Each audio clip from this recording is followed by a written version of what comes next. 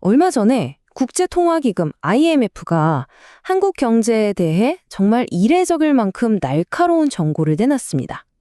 이게 무슨 말이냐면요. 우리가 모르는 사이에 내 돈의 가치가 그냥 조용히 사라져버릴 수도 있다는 강력한 신호거든요.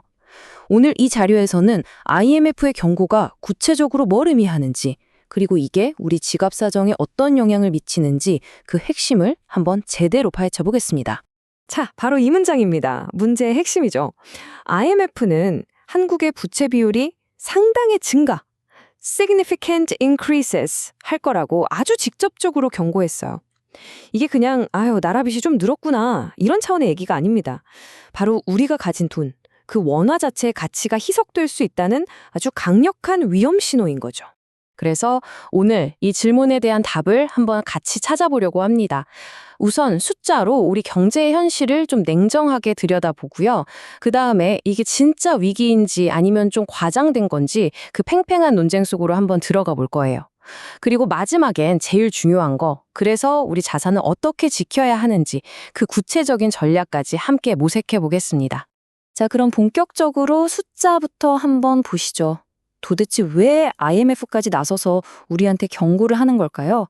전 세계는 돈줄을 죄고 있는데 왜 한국만 다른 길을 가고 있다는 말이 나오는지 그 현실을 데이터로 직접 확인해 보겠습니다. 이 화면을 보시면 지금 우리 경제의 구조적인 문제가 딱 한눈에 들어옵니다. 우리 경제에 지난 5년간 연평균 5.3%씩 성장했어요. 나쁘지 않죠? 하지만 문제는 나랏빚입니다. 같은 기간에 연평균 9.0%라는 훨씬 더 빠른 속도로 불어나고 있거든요. 쉽게 말해서 버는 속도보다 빚이 늘어나는 속도가 무려 1.7배나 빠르다는 거예요. 이거 좀 아슬아슬하죠? 근데 진짜 놀라운 건 바로 이겁니다. 이 표는 M2, 그러니까 시중에 풀린 돈의 양이 경제 규모에 비해 얼마나 되는지를 보여주는 건데요. 한번 보세요. 미국, 일본, 유럽, 다들 돈 줄이면서 허리띠 졸라매고 있거든요. 근데 한국만 유일하게 정반대 방향으로 가고 있어요. 오히려 돈이 더 풀렸다는 거죠. 이 정도면 진짜 역주행이라는 말이 딱 맞지 않나요? 아니, 이런 역주행 정말 괜찮은 걸까요? 경제 전문가들 사이에서도 의견이 아주 팽팽하게 맞서고 있습니다. 한쪽에선 이거 완전 재앙의 시작이라고 난리고 다른 쪽에선 아직 걱정할 거 없다고 팽팽하게 맞서고 있거든요. 지금부터 양쪽 이야기 아주 날카롭게 한번 파헤쳐 보겠습니다. 자, 한쪽은 위험하다 경고등을 켜고 있고 다른 한쪽은 아직 괜찮다 이렇게 방어하고 있습니다. 과연 누구의 말이 맞을까요? 먼저 우리 경제에 경고등이 켜졌다고 주장하는 쪽의 목소리부터 한번 들어보시죠. 위험하다고 보는 쪽의 핵심 논리는 크게 세 가지예요. 첫째, 한번 늘어난 정부 씀씀이를 못 줄여서 계속 빚을 내야 하는 악순환에 빠졌다는 거고요. 둘째, 이렇게 막 풀린 돈 때문에 원화 가치가 떨어질 수밖에 없다는 겁니다. 그리고 이게 제일 중요한데 이 풀린 돈이 생산적인 곳에 쓰이는 게 아니라 엉뚱하게 부동산 같은 자산으로만 쏠리면서 거품만 키우고 있다는 거죠. 이게 그냥 하는 말이 아니에요. KDI 연구를 보면 아주 구체적인 데이터가 있습니다. 시중에 돈이 1% 더 풀리면 딱 1년 뒤에 집값이 0.9% 오른다는 거예요. 요즘 서울 아파트 값이 15억이다 뭐다 하잖아요. 그게 괜히 그런 게 아니라는 거죠. 이 데이터가 그걸 딱 보여주고 있어요. 물론 가끔 터키나 아르헨티나처럼 통화 가치가 막 폭락했던 나라들 얘기가 나오기도 해요. 근데 이건 사실 좀 과한 비교입니다. 이 나라들은 우리랑 경제 기초 체력 자체가 달라요. 그냥 이런 최악의 경우도 있구나 경각심을 갖는 정도로만 이해하시면 될 것 같습니다. 자, 여기까지 들으면 상황이 꽤 심각해 보이죠? 그런데 말이죠. 반대편에서는 이 모든 게 그냥 과장된 공포일 뿐이라고 딱 잘라 말합니다. 도대체 뭘 믿고 이렇게 자신하는 걸까요? 그들의 반론도 한번 들어보시죠. 이 반론의 핵심 무기가 뭐냐면요. 바로 이겁니다. 우리가 뉴스에서 보고 불안해하는 그 높은 숫자들 있잖아요. 그게 사실은 통계적 착시라는 건데 이게 무슨 소리냐고요? 지금부터 그 비밀을 한번 파헤쳐보죠. 자, 바로 이 숫자 8.5%. 이게 비판하는 쪽에서 자주 인용하는 위험 신호거든요. 딱 봐도 다른 나라들보다 엄청 높아 보이죠? 근데 여기에 함정이 숨어 있습니다.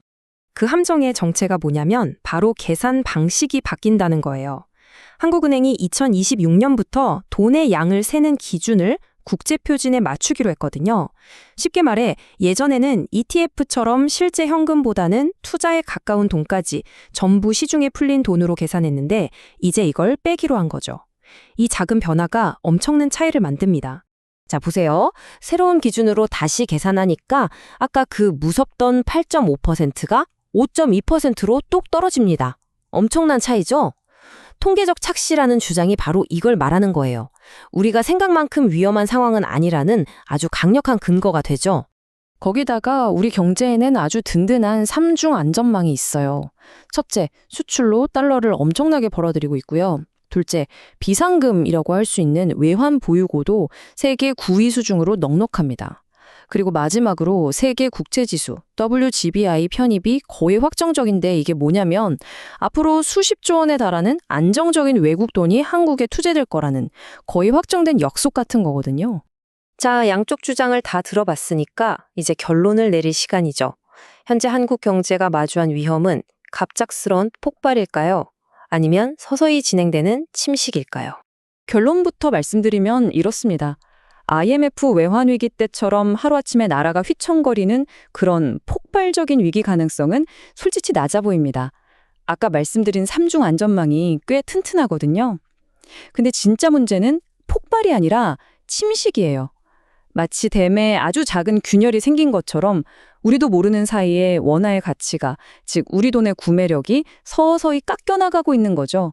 그 결과 돈의 가치가 부동산 같은 특정 자산으로만 쏠리는 왜곡 현상은 앞으로도 계속될 가능성이 높습니다. 자, 그렇다면 이제 가장 중요한 질문이 남았죠. 이렇게 내 돈의 가치를 조용히 갉아먹는 침식 현상에 맞서서 그렇다면 우리는 내 자산을 어떻게 지켜야 할까요? 지금부터 전문가들이 제시하는 생존 전략을 하나씩 살펴보겠습니다. 전문가들이 말하는 핵심 전략 5가지로 정리해 드릴게요. 첫째, 포트폴리오에서 원화 현금 비중을 너무 높게 가져가는 건 한번 다시 생각해 봐야 합니다. 둘째, 그 대신에 달러나 금 아니면 미국 주식처럼 이 통화 희석 위험에서 좀 더 자유로운 자산으로 눈을 돌려서 분산 투자를 하는 거죠. 셋째, 한국 경제의 건강 상태를 알려주는 금리 같은 지표들을 꾸준히 확인하는 습관을 들이시고요. 넷째, M2 데이터를 볼 땐 이게 과장된 옛날 기준인지 정확한 새 기준인지 꼭 확인해야 합니다. 마지막으로 WGBI 편입이 정말 우리 원화 가치를 지켜주는 방패가 될지 그 효과를 냉철하게 지켜봐야 합니다. 네, 정리해 보겠습니다. 지금 우리 앞에 놓인 위험은 갑작스러운 폭발이 아닙니다. 마치 서서히 끓는 물속의 개구리처럼 우리도 모르게 가치를 갉아먹는 침식의 형태로 진행되고 있어요. 그리고 우리는 더 이상 이 조용한 경고음을 무시할 수 없는 단계에 와 있습니다. 이 조용한 변화의 흐름 속에서 여러분은 소중한 자산을 지키기 위해 지금 어떤 준비를 하고 계신가요?